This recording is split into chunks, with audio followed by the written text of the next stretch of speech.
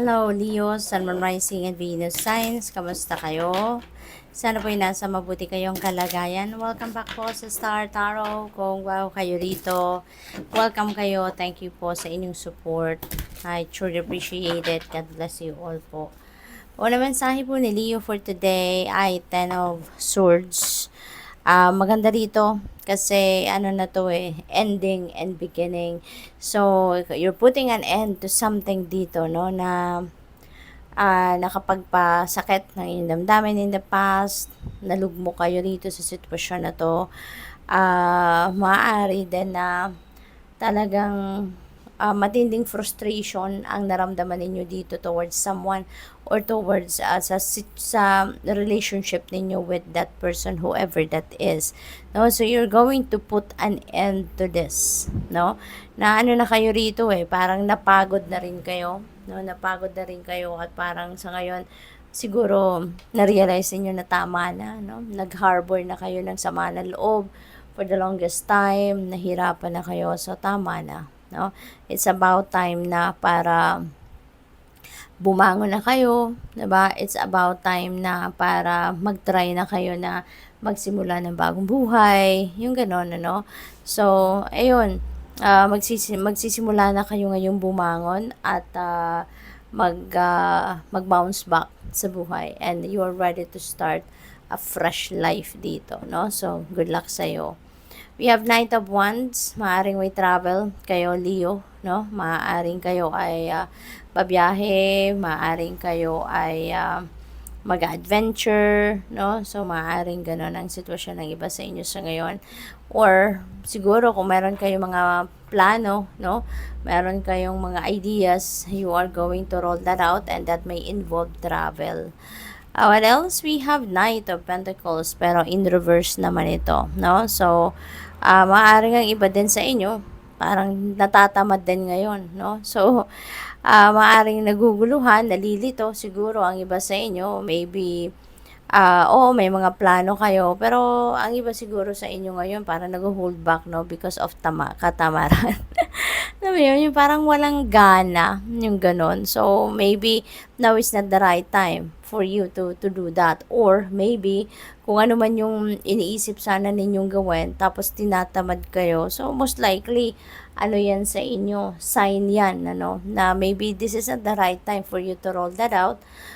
Or baka hindi yan ang dapat ninyong pagkaabalahan sa ngayon, 'di ba? So pakinggan niyo yung inyong intuition, Leo.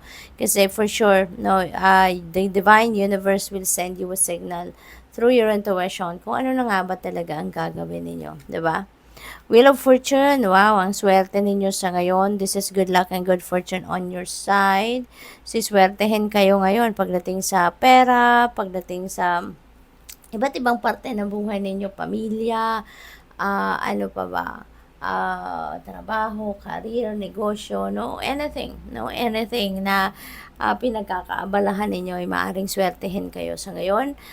Meron din mga pagbabago, no, na maaring maganap dito sa buhay ninyo, and these are pagbabago na ikakabuti ninyo, mas ikaka-improve ninyo, pati ng inyong mga ginagawa, yung ganon. So, this is success, no, this is success.